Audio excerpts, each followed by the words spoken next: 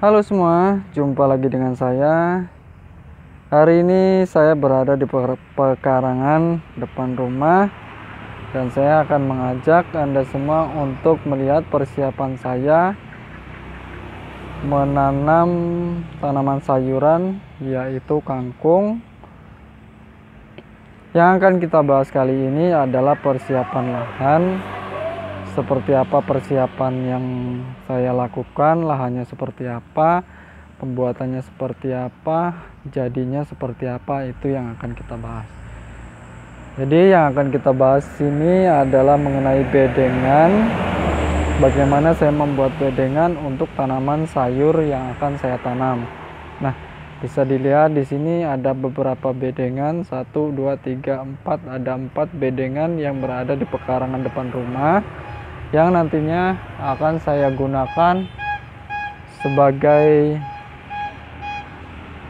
lahan untuk penanaman sayuran. Nah, yang pertama akan saya tanam di lahan ini adalah kangkung untuk uji coba bagaimana hasilnya.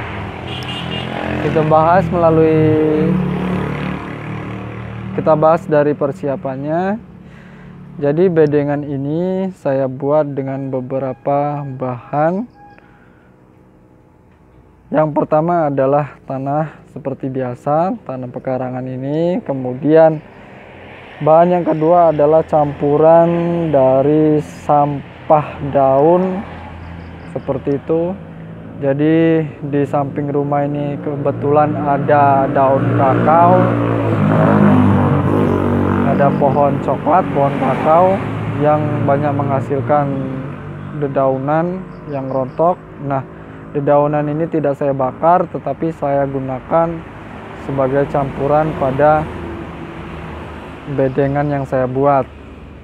Kemudian bahan yang ketiga adalah kotoran hewan. Dalam hal ini adalah pupuk kandang dari ayam yang saya pelihara juga di belakang. Jadi ada 3 bahan yang saya gunakan. Kemudian penyusunannya seperti apa? Jadi bedengan ini pertama, lahan ini saya bersihkan dari rumputnya saya bersihkan. Setelah itu rumput saya susun membentuk sebuah bedengan seperti ini. Bagian bawah sendiri adalah rumput yang telah saya bersihkan, yang telah saya potong. Kemudian di atas rumput yang sudah membentuk bedengan tersebut saya timpa dengan daun kering yang berasal dari daun-daun kakao yang ada di pekarangan samping rumah. Lapisan kedua adalah daun-daun kering. Kemudian lapisan ketiga adalah pupuk kandang, yang dalam hal ini adalah dari pupuk kotoran ayam yang saya dapat sendiri di belakang. Jadi kebetulan kita punya beberapa ekor ayam yang kita pelihara di belakang dan menghasilkan pupuk yang lumayan banyak.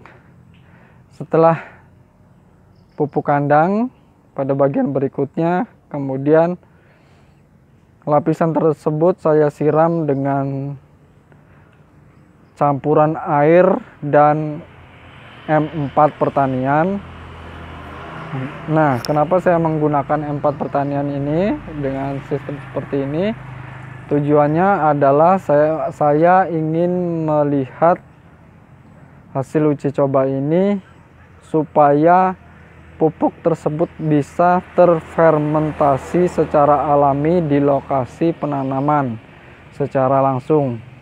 Jadi lapisan-lapisan tadi saya siram dengan air yang sudah dicampur dengan larutan M4 yang khusus untuk pertanian. Setelah itu baru saya tutup dengan tanah biasa. Setelah bedengan ini jadi ditutup dengan tanah biasa seperti ini, kemudian bedengan ini saya diamkan sekitar kurang lebih 1 minggu. Biasanya bisa didiamkan lebih baik lebih lama dari itu lebih baik, jadi 2 minggu bisa. Tapi ini saya mencoba saya diamkan 1 minggu karena kebetulan banyak hujan, sudah cukup banyak hujan. Jadi saya harapkan fermentasinya di dalam bedengan ini pun sudah bisa. Jadi bedengannya sudah tidak panas. Nah, ini tadi pagi sudah saya lakukan penanaman untuk bibit tanaman kangkung. Ini bisa dilihat, saya langsung menanam seperti ini.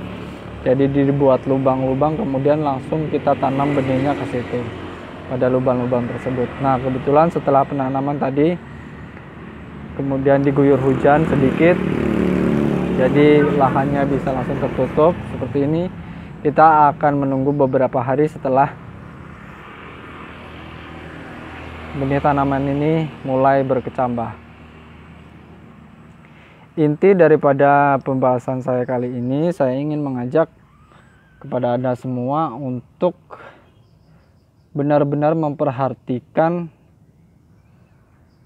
lahan yang akan kita gunakan dalam pertanian yang kita lakukan atau dalam budidaya yang dilakukan. Jadi di dalam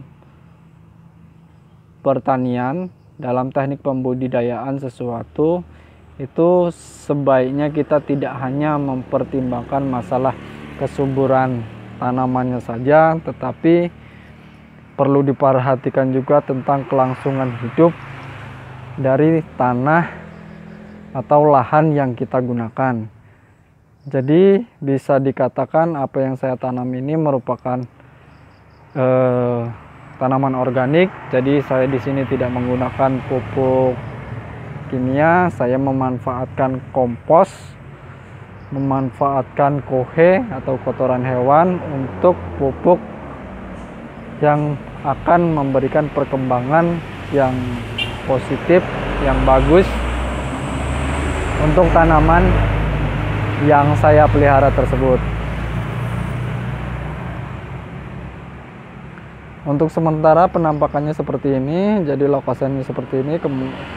Kebetulan ini berada di depan rumah, jadi agak lumayan ramai.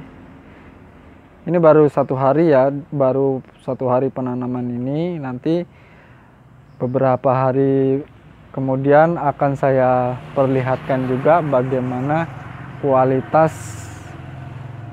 perkecambahan atau tumbuhnya benih yang kita siapkan atau yang sudah kita tanam tersebut.